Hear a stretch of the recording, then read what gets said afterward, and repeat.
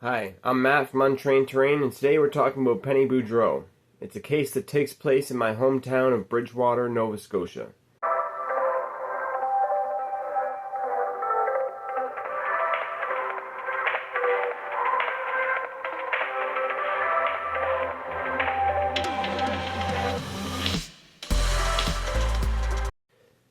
Priding itself as the main street of the South Shore, Bridgewater is known for its nearby fisheries and beaches, with crime rates 15% higher than the national average, and violent crime rates 34% higher than the national average. Bridgewater really is a unique town of its own, just waiting to be explored. Now, our story today starts with a 12-year-old girl. Her name is Karissa Boudreau.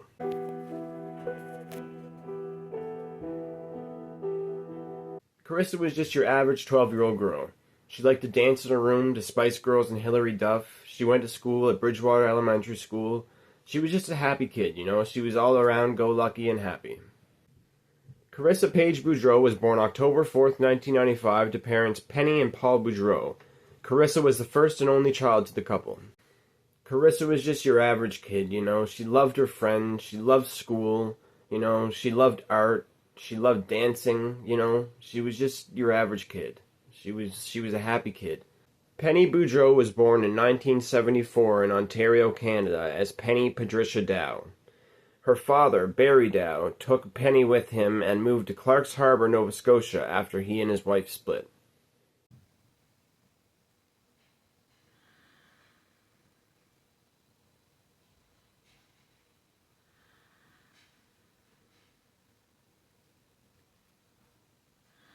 Now, Penny grew up in Clark's Harbour, Nova Scotia, until she became a young adult, and there she met Paul Boudreau, who the young couple would get engaged and eventually married. And then they would have a daughter named Karissa, and Karissa was the first and only child to the couple. Now, after a while, the couple didn't get along, they split up, divorced, and Karissa stayed with her father for a while in Shelburne, Nova Scotia, until eventually moving in with her mother Penny in Bridgewater. And shortly after moving to Bridgewater, Penny met Vernon McCumber and the pair started a relationship. Although Vernon often complained to Penny that he and Karissa didn't get along well, the pair managed to get through the rough passages and stay together. Vernon often threatened to break off the affair on account of him not getting on well with Karissa. And likewise, Karissa would complain to her mother about Vernon. She would say to her, like, I can't stand living with him. Why are you with this guy, you know? I can't stand him. This is a journal entry by Karissa showing how much she disliked living with Vernon. Fast forward to February 27, 2008. Penny would call police and say that her daughter Karissa was missing after the pair had an argument, and Penny left Karissa in the car and went in the local Sobeys grocery store to go shopping. When she came out, she said that Karissa was missing and had nowhere to be seen. So, of course, Penny went around, you know, screaming Karissa's name, looking everywhere for her, in the store, in the parking lot, everywhere, and eventually called police and reported her missing. She said she was just gone, with no trace or clues to her whereabouts. Now, as a parent, I can imagine she was just distraught with not knowing where her daughter was. I mean, God knows what could have happened to her. I mean, she must have been freaking out, right? I mean, I would be, you know, that's your child, just missing, right? And on January 29th, a press conference was held where Penny made a tearful plea, begging for Karissa's return, saying, Karissa, please come home, please. Anybody that knows anything, please tell us, you know? I mean, my kid is missing, I need to know where she is, right? I don't know what to say, I hope she's listening. I don't know if I can do this. It's okay. We all love you, we all love Karissa, we love you. Your grandparents are looking for you. All of us are. I don't know where you are, but just come home or call or something, please. All your friends are looking for you, and we're all worried. We just want you home safe. It's not like we're gonna get mad, we just want you home safe. Now, the community has gotten together by this point. They're putting posters up everywhere. I mean, there's no store you can go into without seeing a poster with Karissa's face on it. They're leaving no stone unturned. I mean, they're determined to find this child. I mean, the community was up in arms because stuff like this just doesn't happen in Bridgewater. It just doesn't. I mean, this is a small town and everybody gets along. This stuff doesn't happen here. I mean, it was just a shock to everybody. The community was just going crazy. And on February 1st, another press conference is held in which Penny makes another tearful plea for the return of her daughter safely. I'm just here to reach out to my daughter. Karissa, I just want to tell you that there's lots of people who love you and want you home. Your Aunt April is here, your mom is here, your dad, Shane, Vernon, your Uncle Joey, your Aunt Chrissy, your friend Sarah's worried sick, everybody at school, your grandmothers, everybody. Please just reach out to someone. At least call us and let you know you're okay. We all love you. If there's anybody out there that knows, has seen her or anything, please call. Now, by this time, even local schools are holding assemblies, and parents around Bridgewater are terrified because they think there's a potential kidnapper going around snatching up kids. And I mean, you can't really blame them, right? I mean, I can't blame them. Who would? Now, the police had nothing to go on besides Penny's words. There was no CCTV at the store, there was no witnesses, there's no clues or a trace to her whereabouts. I mean, all they had to go on was what Penny has told them. Now, the case is starting to go cold, but they're still keeping a keen eye on Penny.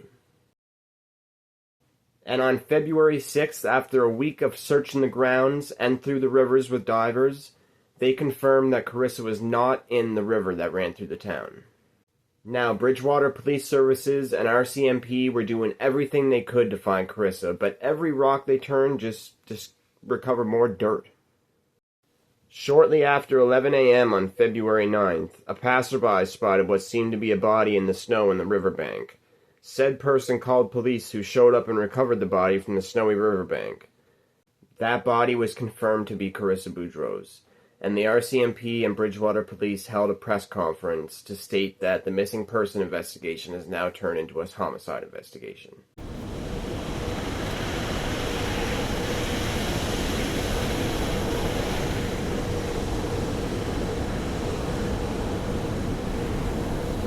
On February 19th, hundreds of people attend a funeral for the slain 12-year-old in Shelburne County, where she previously lived with her dad. That's where he and Karissa's grandparents still live to this day.